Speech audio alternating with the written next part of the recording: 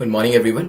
Current affairs की series में 24 जनवरी पे पहुंच चुके हैं एंड टुडे इज संडे और संडे को हम लोग एक नया इनिशिएटिव शुरू कर रहे हैं। सो मंडे टू सैटरडे आपकी जो न्यूज है वो भी वैसे आती है पीआईबी के ऊपर हो या द हिंदू के ऊपर हो। संडे के टाइम में आपकी जो न्यूज है वो भी काफी कम आती है न्यूज़पेपर के अंदर। तो संडे के संडे हम क्या किया करेंगे, हम लोग जो हमारा मैप होता है उसे कवर करने की कोशिश करेंगे, क्योंकि काफी सारे स्टूडेंट्स जो है वो मैप, अदरवाइज मैंने आपको सजेस्ट भी किया था कि 5 से 10 मिनट के लिए रोज कोशिश करें देखने की, बट फिर भी वो रह जाता है क्योंकि काफी सारी चीजें कवर करनी होती है।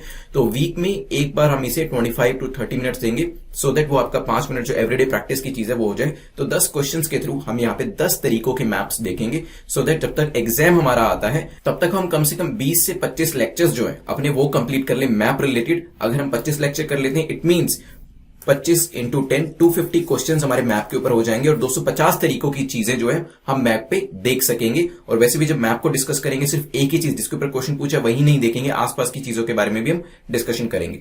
चलिए, this is brief introduction about me. My name is Prince Luthra, all India rank 577 from UPSC CSC 2014 batch. और ये जो नया इनिशिएटिव है संडे टू संडे हम लोग जो मैप रिलेटेड क्वेश्चन होते हैं वो देखेंगे, ऐसे क्वेश्चन जो ऑलरेडी यूपीएससी के अंदर पूछे भी जा चुके हैं और ऐसे क्वेश्चन जो यूपीएससी पूछ सकता है। जेन 50 कोड को आप यूज कर सकते हैं because you know that Republic day के लिए जो डिस्काउंट है जेन 50 वो चल रहा है, उसे आप आज भी यूज कर सकते हैं। दिस कोड इज एक्टिवेटेड, तो इसे आप यूज कर सकते हैं। और काफी सारे स्टूडेंट्स को मैं वेलकम कर लेता हूं जिन्होंने कल इस कोड को यूज करके वेरियस सीरीज को ज्वाइन किया है। सो अदिति, सैमुअल, आराधना, किरण, समीक्षा, गौरव, स्वप्निल, मानसी, विश्वास, सागर, अंशुमन ने कल हमारे नेटमोक की वेरियस सीरीज को परचेज करके नेटमोक फैमिली के अंदर एंटर किया है। सो मैं आप सबको यही सजेस्ट करूंगा, मेरी रेकमेंडेशन यही रहेगी, जो भी सीरीज में आपने एनरोल किया है उसे अच्छे से प्रैक्टिस जरूर करिएगा। और जिन्होंने क्रैक यूपीएससी इन 200 डेज या मिशन यूपीएससी 2022 को सब्सक्राइब किया है तो डे वाइज प्रिपरेशन जरूर अपनी साथ के साथ करते चलिएगा, किसी भी डे को मिस मत करिएगा। चलिए, आप में से काफी सारे स्टूडेंट्स के मैसेजेस मेरे पास आ रहे थे कि अनअकैडमी के ऊपर लेक्चर्स कब से स्टार्ट होने वाले हैं। So they will start from tomorrow, कल से वो लेक्चर्स जो है वो शुरू हो जाएंगे और टाइम हमारा वही 3 बजे का रहने वाला है और हम एज यूजुअल जो अपनी प्रैक्टिस कर रहे थे उसे रिज्यूम करेंगे। Let's start with the quotation, फिर हम चलते हैं अपने पहले मैप क्वेश्चन के ऊपर। सो यहाँ पे I'll say success is no accident. It is hard work, perseverance, learning, studying, sacrifice, and most of all, love of what you are doing or learning to do. Now, देखिए पहले तो आपको ये देखना है कि क्या ये सभी क्वालिटीज जो है वो आपके अंदर है, hard work, Perseverance, learning, studying, sacrifice.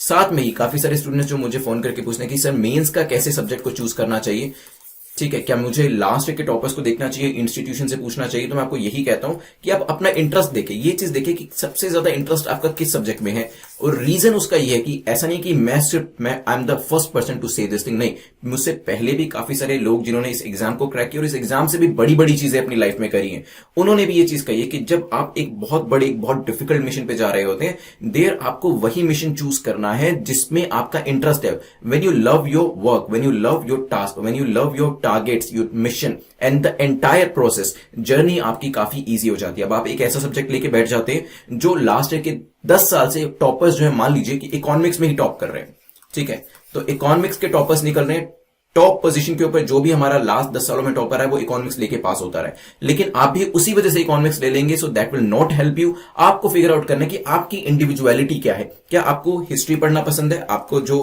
Historical facts होते हैं कि कैसे मॉडर्न इंडियन हिस्ट्री के अंदर चीजें अनफोल्ड हुई, या फिर एंशिएंट इंडिया, मिडिवल इंडिया के बारे में पढ़ना पसंद है तो आप उसको लीजिए। अगर आपका जो माइंडसेट है वो साइंटिफिक माइंडसेट है तो साइंस का कोई सब्जेक्ट ले सकते हैं। अगर आपको सोसाइटी के बारे में पढ़ना अच्छा लगता है तो आप सोशियोलॉजी ले सकते हैं। अगर आपको साइकोलॉजी में इंटरेस्ट है तो आप साइकोलॉजी ले सकते हैं। अगर आपका लिटरेचर के अंदर रुचि है तो आप लिटरेचर को भी ले सकते हैं। तो यहां पर you have to be very very individualistic, किसी और को देख के सजेशन के हिसाब से नहीं लेना चाहिए। You have to figure out, you have to ask yourself कि आपका इंटरेस्ट किस एरिया के अंदर है। फिर भी अगर आपको लगता है कि मेंस का सब्जेक्ट लेने में प्रॉब्लम हो रही है, इसके ऊपर मैंने एक वीडियो भी बनाई जिसमें मैंने 3 स्टेप प्रोसेस बताया है कि किस तरीके से मैंने अपना मेंस का सब्जेक्ट चूज किया था। And following the same procedure आप भी उस प्रोसेस को फॉलो कर सकते हैं। 5 से 10 मिनट का ही प्रोसेस है, उसे फॉलो करिएगा। Eventually you will figure out कि एक्चुअल में आपको कौन सा सब्जेक्ट लेना चाहिए। चलिए, यहां पे जो मार्क्स है वो मैं आपको बता देता हूं, जो लोग नहीं जुड़े हैं, कि कट ऑफ जो है 6 मार्क्स की रहती है, मतलब 6 एमसीक्यूज आपको यहां पे ठीक करने ही करने to be in the safe zone. Less than 6 अगर आपका स्कोर आता है तो आपको दोबारा से इसे रिवाइज करना। और वैसे भी देखिए मैप के क्वेश्चन जो होते हैं ना उसे मल्टीपल टाइम प्रैक्टिस कर लेना चाहिए।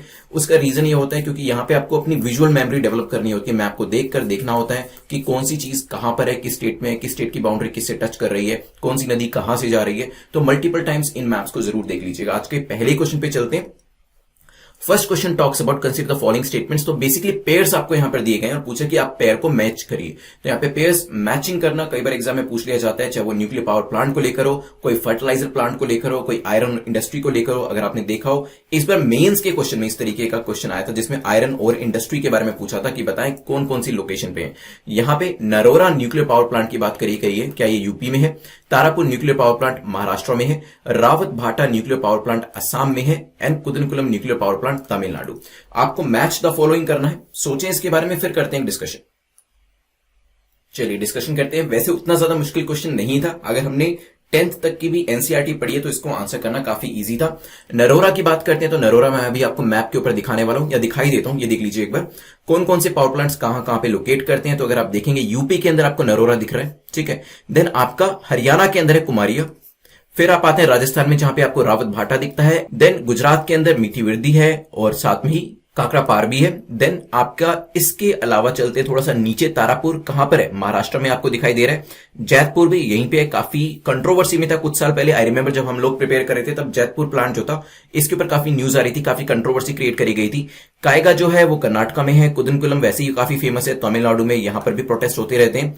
देन आप देखें सेंट्रल इंडिया के अंदर आते हैं, मध्य प्रदेश के अंदर, यहां पे आप देख पा रहे होंगे। So this is which one? Bargi. ऊपर वेस्ट बंगाल के अंदर देखेंगे हरिपुर, और आपको यहां पे कांग्रेस का हरिपुर सेशन भी याद आया होगा, मैंने आपको स्पेक्ट्रम में पढ़ाया था, याद है आपको? हरिपुर सेशन में कौन हमारे यहाँ पे कांग्रेस के प्रेसिडेंट बने थे, काफी फेमस पर्सनैलिटी है, बताइएगा उनका नाम। अभी पिछले 2-3 दिनों से उनके ऊपर हम क्वेश्चन भी डिस्कस कर रहे हैं। तो इस तरीके से कोशिश करें चीजों को कनेक्ट करने की। हरिपुर सेशन को देखेंगे, आपको याद आएगा, आपको प्रेसिडेंट का नाम याद आएगा और फिर आपको हरिपुर प्लांट के बारे में भी लोकेशन उसकी याद हो जाएगी। तो ये इंटरकनेक्शन करना है आपको। अभी देखिए करंट अफेयर्स को आप यहाँ पे हिस्ट्री, मॉडर्न इंडियन हिस्ट्री से कनेक्ट कर सकते हैं। चलिए यहाँ पे नेक्स्ट बरगी मैंने आपको बताया सेंट्रल इंडिया मध्य प्रदेश के अंदर है। देन थोड़ा सा नीचे आएंगे आपको यहाँ पे कोवादा दिखेगा एंड देन आपका कलपक्कम है, ठीक है, कलपक्कम आपका तमिलनाडु में। अब चलते हैं अपने क्वेश्चन के ऊपर वापस। सो यहां पे अगर देखा जाए नरोरा जो है यूपी में था, बिल्कुल ठीक है। देन आपका तारापुर न्यूक्लियर पावर प्लांट जो है ये महाराष्ट्र में था जैतपुर के साथ। रावत भाटा आपका असम में नहीं था, क्या था यहां पर? राजस्थान के अंदर। कुदनकुलम वैसे भी तमिलनाडु काफी फेमस है। ए आपका यहां पे आंसर हो जाएगा। चलिए चलते हैं नेक्स्ट क्वेश्चन के ऊपर। सेकंड क्वेश्चन बात करता है सी पोर्ट्स के बारे में। आपको वेरियस सी पोर्ट्स बताने हैं, कौन सा सी पोर्ट कहां पर लोकेट करता है। तो अलग अलग स्टेट्स के अंदर वैसे पूछा जाए तो देखा जाए तो north to south, south to north, east to west, west to east, इस तरीके से भी क्वेश्चन पूछे जा सकते हैं कि बताएं कि कौन सा नॉर्थ टू साउथ में हमारा पोर्ट पड़ता है। बट यहां पर इन्होंने लोकेशन वाइज पूछा है। तूतीकोरिन मेजर सी पोर्ट जो है उड़ीसा के अंदर है। कोची मेजर सी पोर्ट जो है वो केरला के अंदर है। कांडला जो है वो कच्छ गुजरात में है। पारादीप पोर्ट तमिलनाडु में है। देखिए काफी बेसिक, काफी इजी क्वेश्चन है क्योंकि this is the first map lecture. जैसे जैसे हम मैप के लेक्चर्स आगे बढ़ाते जाएंगे नेक्स्ट संडे, तो धीरे धीरे डिफिकल्टी लेवल और भी इंक्रीज होता जाएगा। सो अगर आप यहां पे 6 से ऊपर स्कोर करवाते हैं, इट मींस की प्रिपरेशन अच्छी चल रही है। 6 से कम है तो ये चीज ध्यान रखिएगा, कंपैरेटिवली इजी क्वेश्चन है, आपको बहुत ज्यादा मेहनत करनी पड़ेगी मैथ्स क्वेश्चन के अंदर। तो यहां पे सोचिए क्या आंसर होगा, फिर करते हैं इसके ऊपर एक डिस्कशन। चलिए आते हैं अपने मैप के ऊपर। हमें 4 लोकेशन को देखना है, वैसे आसपास की लोकेशन भी देखेंगे, तूतीकोरिन, कोची, कांडला एंड पारादीप। तो मैप के ऊपर देख लेते हैं। देखिए कांडला पोर्ट काफी न्यूज में, दीनदयाल पोर्ट इसका नाम रखा गया, कहां पे है? गुजरात के अंदर, ठीक है। देन पारादीप पोर्ट कहां पर है? उड़ीसा के अंदर है। नीचे आएंगे तूतीकोरिन आपका कहां पे है? तमिलनाडु में। कोची तो वैसे ही आसान था, केरला। चलिए आते हैं अपने क्वेश्चन के ऊपर वापस। तो कोची केरला में था। कांदला कहां पे है? कच्छ गुजरात के अंदर, ये भी ठीक है। पारादीप क्या तमिलनाडु में था? नहीं, तूतीकोरिन आपका तमिलनाडु में था, पारादीप आपका उड़ीसा के अंदर था। तो ये इंटरचेंज करके आपको दिया हुआ है। आंसर क्या हो जाएगा? A will be the correct answer. देखिए यहां पे खास तौर पे ऐसे पोर्ट्स जो कि न्यूज में रहते हैं उनके ऊपर उनकी लोकेशन, उनका स्टेट पूछा जा सकता है। Otherwise north to south, south to north, eastern coast पे कौन सा है, वेस्टर्न कोस्ट पे कौन सा है, ये सभी चीजें भी आपसे पूछी जा सकती हैं। चलते हैं नेक्स्ट क्वेश्चन के ऊपर। The next question talks about arrange these Indian Ocean countries from south to north. South से नॉर्थ में इन कंट्रीज को, जैसे मैं आपको कह ही रहा था, इस तरीके से क्वेश्चन पूछा जा सकता है। वेरियस इंडियन ओशन के अंदर छोटी छोटी कंट्रीज है, उनके बारे में पूछे कि आपको उनको कहां से कहां लगाना है, उनको साउथ से नॉर्थ में लगाना है। So this is south, this is north, नीचे से ऊपर की डायरेक्शन में लगाना है। तो सेशल्स है, मॉरिशस है, कॉमरोस है, मालदीव्स है। सोचें इसके बारे में, फिर चलेंगे मैप के ऊपर। चलिए मैप के ऊपर चलते हैं। मैप के ऊपर देखें तो सबसे नीचे, क्योंकि हमें साउथ टू नॉर्थ लगाना है, राइट, इस डायरेक्शन में, तो सबसे पहले तो आपकी मॉरिशस आ जाती है, फिर आपकी कॉमरोस है, देन सेशल्स है, देन आपकी मालदीव्स है, ठीक है। So these are the Indian Ocean countries, island nations है। एक बार देख लेते हैं अपने क्वेश्चन के ऊपर वापस आके। तो शुरुआत हमारी कहां से हुई थी? शुरुआत हमारी हुई थी मॉरिशस से, फिर थी कोमोरोस, फिर थी सेशल्स एंड फिर थी मालदीव्स। ठीक है, तो आंसर क्या हो जाएगा? D will be the correct answer. दोबारा देख लीजिए, मॉरिशस सबसे पहले, फिर कोमोरोस, सेशल्स एंड मालदीव्स। 1 2 3 4। चलिए चलते हैं नेक्स्ट क्वेश्चन के ऊपर, विच इज क्वेश्चन नंबर 4। यहां पे वेरियस पेयर्स दिए गए हैं और आपसे पूछा कि इन वेयर्स को आपको करेक्टली मैच करना है, जैसे अभी तक हम करते आए हैं। तो करेक्टली यहां पे जो जोड़ी है उसको मिलाना है। पहली जो यहां पे जोड़ी है वो कहती है माहदे हिल्स जो है वो सेंट्रल इंडिया के अंदर है। माइकिर हिल्स जो है, या मेकिर हिल्स कहते हैं इसे, नॉर्थ ईस्ट इंडिया के अंदर है।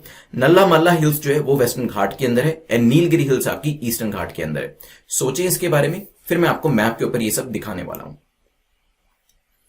चलिए चलते हैं मैप के ऊपर और देखते हैं कि कौन सी जो हिल है वो कहां लोकेट करती है। पहली थी माहदे हिल्स, सेंट्रल इंडिया में, आप यहां पे देख सकते हैं। और इसके आसपास विंध्या रेंज, सतपुड़ा रेंज, ये भी देख लीजिएगा, ऊपर सोरपार हिल्स हैं। देन यहां पे नॉर्थ ईस्टर्न रीजन में देखेंगे तो खासी हिल के ऊपर आपको मिकिर हिल दिख रही होगी। ठीक है, देन नागा हिल जो है ये भी देख लीजिएगा, जंतिया है, मीजो है, ये तो नाम से ही आप रिकॉग्नाइज कर सकते हैं। थोड़ा सा नीचे आएंगे तो ईस्टर्न रीजन में आपको ईस्टर्न कोस्ट के पास नल्ला मल्ला हिल्स दिखेगी और वेस्टर्न कोस्ट के पास आपको नीलगिरी हिल्स दिखेगी। इसके नीचे आपको कार्डमम भी दिख रही होगी, अन्नामलाई भी दिख रहा है। ठीक है, तो आसपास की लोकेशन भी देख लीजिए। अब चलते हैं अपने क्वेश्चन के ऊपर वापस। तो नीलगिरी हिल्स जो है वो वेस्टर्न घाट में थी, ना कि ईस्टर्न घाट में, और नल्ला मल्ला जो है वो ईस्टर्न घाट में है। हालांकि महादेव जो है वो सेंट्रल इंडिया में लोकेट करती है, मिकिर हिल्स नॉर्थ ईस्टर्न में है। ये भी हमारा करेक्ट हो जाता है। आंसर क्या होगा? A will be the correct answer, क्योंकि पहली जो दो यहां पे पेयर्स दिए वो करेक्ट है, थर्ड और फोर्थ पेयर आपका करेक्ट नहीं है। चलते हैं क्वेश्चन नंबर 5 के ऊपर। क्वेश्चन नंबर 5 जो है रिवर्स को लेकर पूछा गया, फॉलोइंग रिवर्स को कंसीडर करें and which of the above are right bank tributary of Brahmaputra river. Brahmaputra river की जो राइट साइड की ट्रिब्यूटरी है वो इनमें से कौन सी है? क्या तीस्ता इनकी राइट साइड की ट्रिब्यूटरी है? What about Manas, then Dhansiri? सोचिए, फिर करते हैं एक डिस्कशन इसके ऊपर। चलिए देखिए, जितने भी गवर्नमेंट एग्जाम्स होते हैं ना, ब्रह्मपुत्र फेवरेट रिवर मानी जाती है, क्योंकि क्वेश्चंस काफी सारे यहां पे बन जाते हैं, चाहे वो यूपीएससी हो, पीसीएस हो, ईपीएफ हो, या किसी दूसरे एग्जाम की तैयारी कर रहे हैं जहां पे इस तरीके के क्वेश्चंस जो ज्योग्राफी रिलेटेड क्वेश्चंस होते हैं वो आते हैं। क्योंकि यहां पे देखिए, आप देखेंगे राइट बैंक, लेफ्ट बैंक, काफी सारी ट्रिब्यूटरीज हैं और काफी सारे क्वेश्चन इस पे आए भी हुए हैं और आगे भी आ सकते हैं। अगर आप देखेंगे यहां पर, देखिए Teesta, this is the Teesta, और यहां पे ब्रह्मपुत्र रिवर जो है वो इस डायरेक्शन से आ रही है, ये ध्यान रखिएगा, यहां से एंटर कर रही है इंडिया के अंदर। ठीक है, तो तीस्ता राइट साइड में है, बिल्कुल करेक्ट है। यहां पे आपको मानस दिख रही होगी, मानस भी राइट साइड में है। देन आपको यहां पे इसके साथ पुथीमरी दिख रही है। देन ऊपर देखेंगे तो रंगा नदी है, सुबानसरी भी ऊपर दिख रही होगी, ये भी काफी न्यूज में रहती है। देन जिया भरेली है, देन साथ में सियांग है, यहां पर आपको दिख रही है। और वैसे यही बेसिकली जब एंटर करती है इंडिया के अंदर तो नाम जो है वो भी बदले जाते हैं। जैसे मैं आपको बताऊं, ब्रह्मपुत्र रिवर चल रही है, जैसे ये बांग्लादेश में एंटर होती है इसका नाम हो जाता है जमुना। ठीक है, जब ये जमुना और गंगा जो इंडिया से ही आ रही है ये मिलती है तो इसका नाम हो जाता है पद्मा। तो ये नाम जो चेंज हो रहे हैं, जो ट्रांजिशन हो रहे हैं नाम के अंदर, ये भी आपसे एग्जाम में पूछे जा सकते हैं कि किस नदी का नाम किस देश के अंदर क्या है, और जब जमुना के अंदर गंगा मिलती है तो क्या नाम दिया जाता है। ये सब चीजें आपको पता होनी चाहिए। अब ये राइट साइड में तीस्ता और मानस है, लेकिन मेरे को कहीं धनसिरी नहीं दिखी, क्योंकि धनसिरी लेफ्ट बैंक ट्रिब्यूटरी, अगर इस डायरेक्शन में रिवर जा रही है तो ये तो लेफ्ट साइड से ही इसे अपना पानी दे रही है ना, तो ये लेफ्ट साइड हो गई और ये दोनों राइट साइड हो जाती हैं। इसके अंदर कोपली भी आता है, ये नाम भी पूछा जा सकता है एग्जाम के अंदर।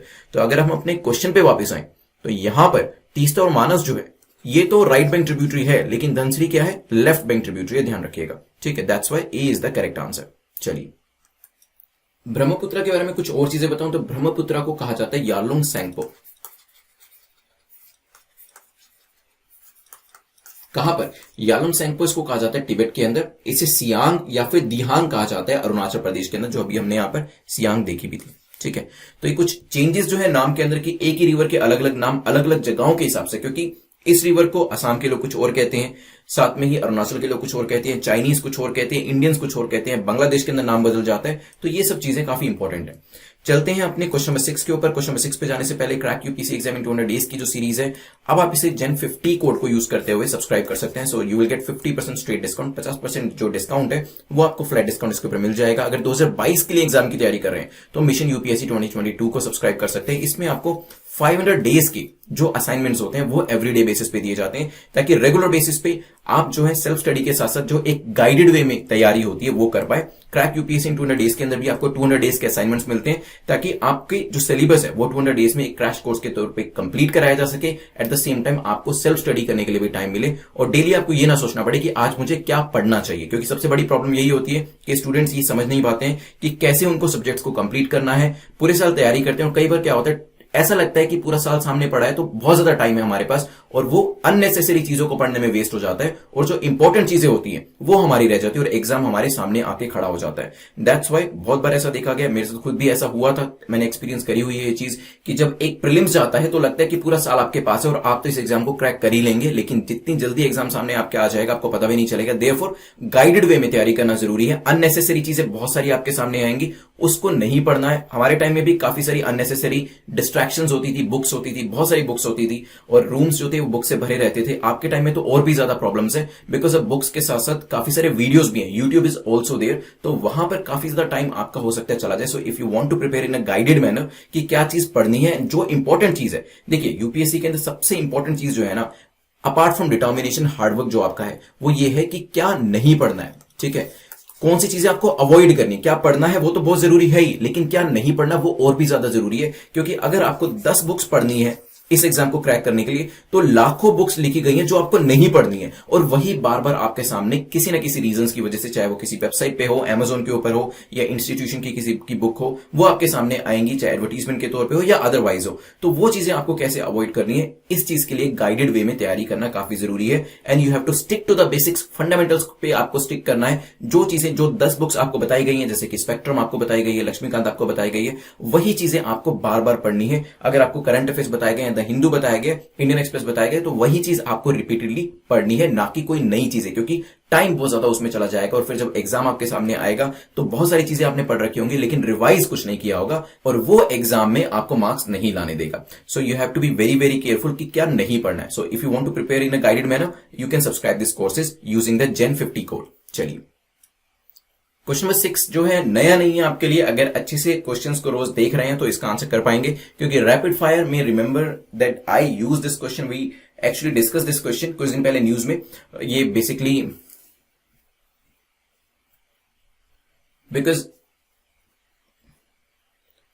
इफ आई रिमेंबर करेक्टली, कुछ दिन पहले we discussed about this particular question in the rapid fire session जो हम 9 PM करते हैं। क्वेश्चन पूछ रहा है, विच of the following pair of island is separated from each other by the 10 degree channel. तो यहां पे ऐसे कौन से आइलैंड्स हैं जिनको 10 डिग्री चैनल के द्वारा सेपरेट किया जाता है। ठीक है, क्या अंडमान निकोबार को किया जाता है, निकोबार सुमात्रा को, सुमात्रा जावा को, मालदीव्स या लक्षद्वीप को? सोचिए इसके बारे में। चलिए देखिए, इजी क्वेश्चन है क्योंकि ऑलरेडी डिस्कस किया हुआ है। सो अंडमान निकोबार को 10 डिग्री चैनल से अलग किया जाता है, जो अभी आपको मैप पे दिखाने वाला हूं। बट इस क्वेश्चन को पूछने का रीजन जो था यहां पर ये था, this is the 10 degree channel, ऊपर आपका अंडमान है और नीचे आपका निकोबार है।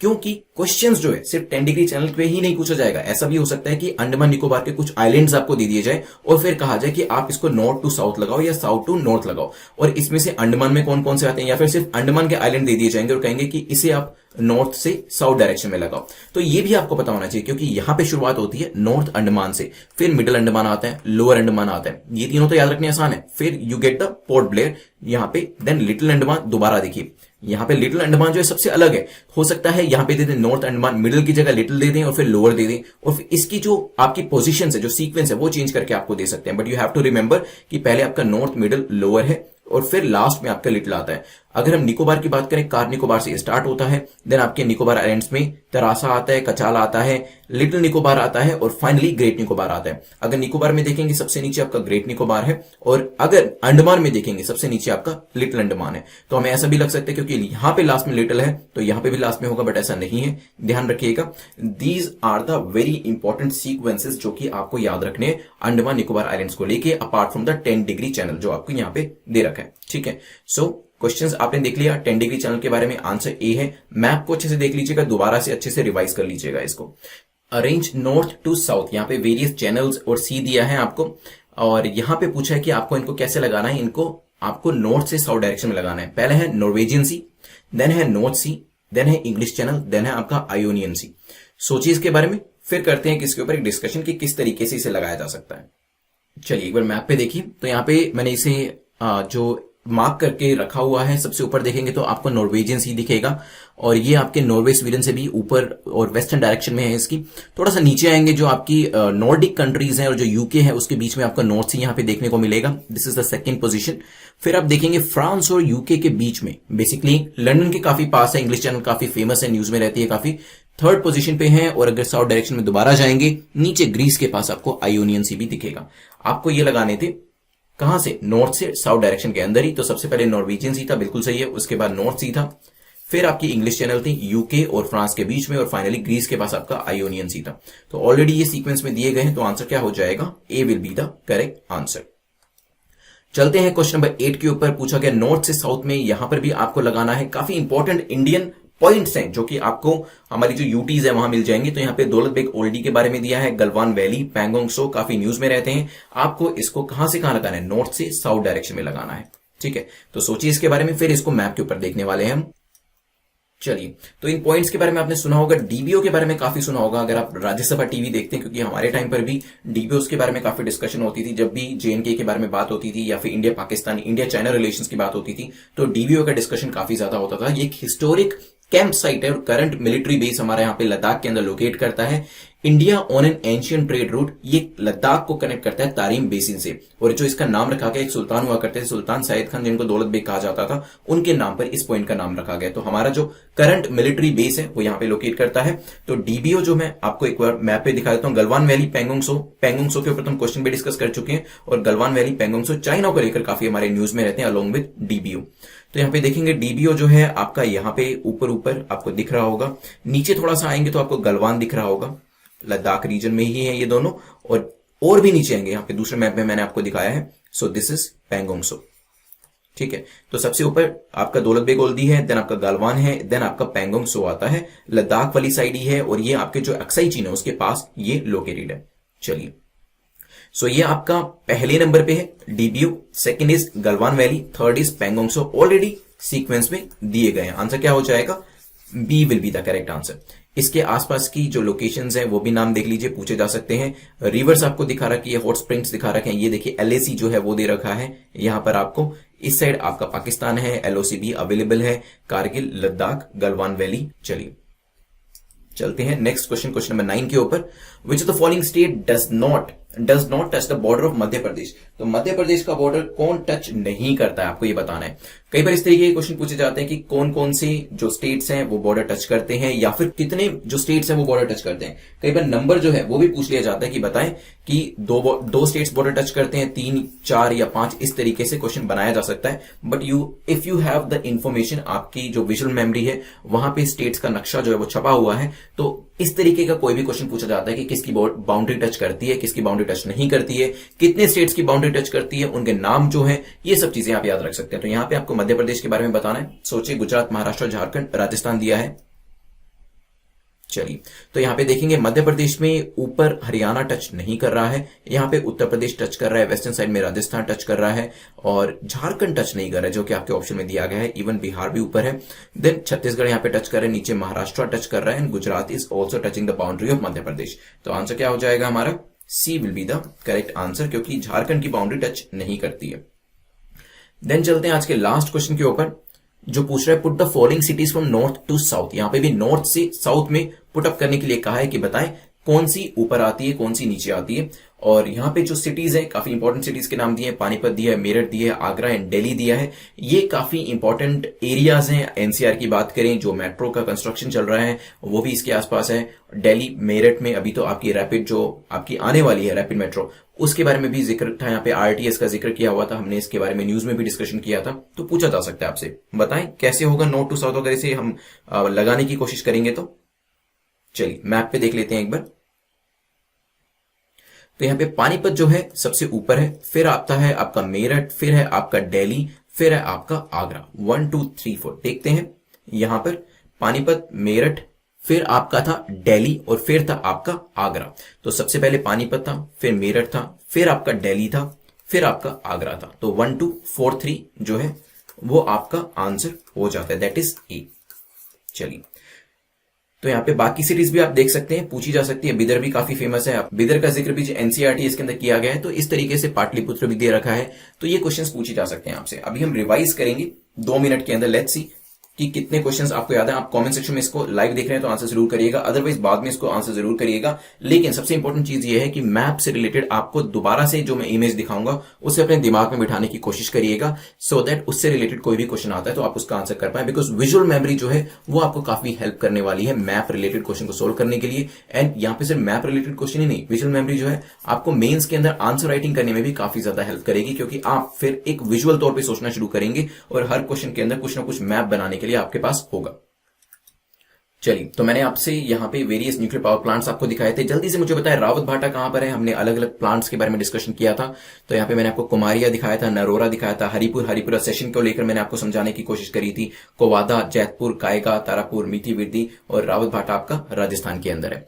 फिर हमारा डिस्कशन सी पोर्ट्स को लेकर हुआ था। जल्दी से मुझे बताएं कांडला का नया नाम क्या है। और मैंने आपको वेरियस ईस्टर्न एरिया के ऊपर, वेस्टर्न रीजन के ऊपर बताए थे सारे जो आपके पोर्ट्स हैं, पारादीप से लेके आपके पास काकीनाडा है, नागापट्टनम है, मुंबई है, जेएन पोर्ट है आपका, और यहाँ पे इसका नाम जो नया रखा गया कांडला का, दीनदयाल पोर्ट रखा गया। फिर हमारा डिस्कशन हुआ था साउथ टू नॉर्थ की डायरेक्शन के अंदर, कि बताएं साउथ टू नॉर्थ के अंदर आपको वेरियस इंडियन ओशन कंट्रीज को साउथ टू नॉर्थ लगाना। तो जल्दी से मुझे बताएं सदर्न मोस्ट कौन सी कंट्रीज थी। मैप के ऊपर मैं आपको दिखाने वाला हूं। वैसे तो ऊपर देखेंगे तो सबसे नॉर्थ में मालदीव्स थी, फिर सेशल्स था, कोमोरोस था और सबसे लास्ट में आपका मॉरिशस था। फिर हमारा डिस्कशन हुआ था वेरियस पेयर्स को लेके। आप मुझे बताएं नल्ला मल्ला कहां पर है, ईस्टर्न घाट में है या फिर वेस्टर्न घाट में। जल्दी से मुझे बताएं। हमने महादेव हिल्स के बारे में देखा था, सेंट्रल इंडिया में है। मीकीर के बारे में मैंने आपको दिखाया था, नॉर्थ ईस्टर्न रीजन के अंदर है। फिर आपको नीलगिरी दिखाई थी, वेस्टर्न घाट के अंदर। नल्ला मल्ला आपका ईस्टर्न डायरेक्शन में था। फिर हमारा डिस्कशन हुआ था वेरियस रिवर्स को लेकर और ब्रह्मपुत्र के बारे में। तीसरा बताएं राइट हैंड है ट्रिब्यूटरी या फिर लेफ्ट हैंड है। जल्दी से बताएं। मैंने आपको बताया था कि नाम कैसे बांग्लादेश में जाके चेंज हो जाता है और जब गंगा इसमें मिलते तो इसका नाम पद्मा हो जाता है।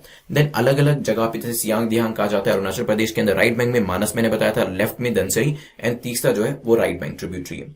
क्रैक यूपीसी एग्जाम के लिए आपके पास ये बेस्ट ऑफर है कि जेन 50 कोड को यूज करके आप इसे सब्सक्राइब कर सकते हैं। क्वेश्चन नंबर 6 को देख।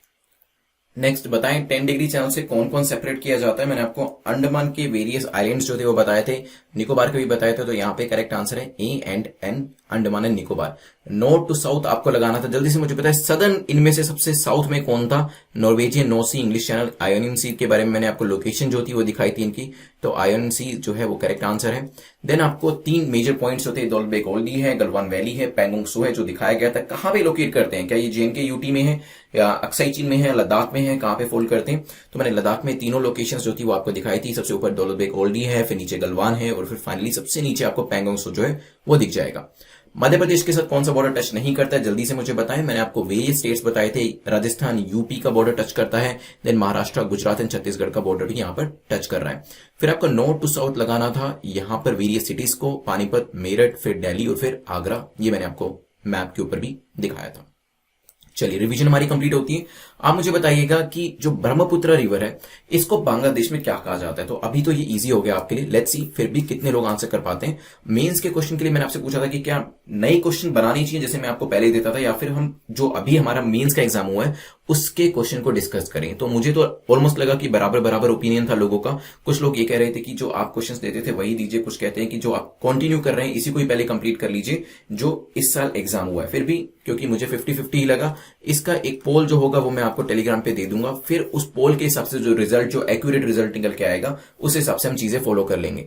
भारत में 10 लक्षीय नगरों में, जिनमें हैदराबाद एंड पुणे जैसी स्मार्ट सिटीज भी सम्मिलित हैं, में व्यापक बाढ़ के कारण बताइए। स्थायी निकारण के उपाय भी सुझाएं। 250 शब्दों में इसका आंसर करना है। Account for the huge flooding of million cities in India including the smart ones like Hyderabad and Pune. Suggest lasting remedial measures. You have to answer this question in 250 words, जिसको आपको पता है कि आपको कहां पे सबमिट करना है। सो मैंने प्रीलिम्स और मेंस का क्वेश्चन आपको दे दिया है। You can use the gen 50 code, क्योंकि यहां पर आपको 50% डिस्काउंट जो होगा स्ट्रेट मिल जाएगा आपकी सीरीज के ऊपर। सेकंड चैनल जो है सैटरडे को छोड़ के बाकी सारे दिन जो है 9 PM पे यहां पे हम लाइव 10 टॉपिक्स को रैपिड फायर, मतलब 10 से 15 मिनट के अंदर हम इसे डिस्कस करते हैं। 10 से 15 मिनट तक आपके जो क्वेश्चंस होते हैं वो पूरे कंप्लीट हो जाते हैं विद एक्सप्लेनेशन। सभी एग्जाम्स के लिए, अगर आप यूपीएससी या फिर दूसरे एग्जाम की भी तैयारी कर रहे हैं तो वहां पे जो फैक्चुअल तौर के जो क्वेश्चंस होते हैं उनको यहाँ पे ज्यादा डिस्कस किया जाता है। लास्ट टाइम जो क्वेश्चन था हमारा उसका आंसर अंजू कटारिया ने दिया है। तो अंजू, आप मुझे @prince_luthra पे बता दीजिएगा कि आपको जो पीडीएफ चाहिए वो हिंदी या इंग्लिश में चाहिए। मार्क्स लिखने बहुत ज्यादा जरूरी है।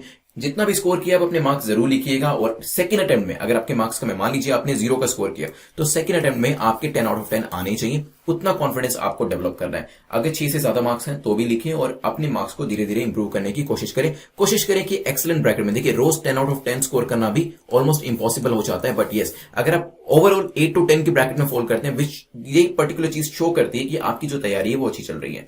चलिए फिर आज 9 बजे मिलते हैं रात को, जब हम 10 नए टॉपिक्स को डिस्कस करेंगे रैपिड फायर तौर के ऊपर। हम उसे डिस्कस करने वाले हैं। इसकी जो पीडीएफ आपको टेलीग्राम चैनल के ऊपर 10 बजे मिल जाएगी।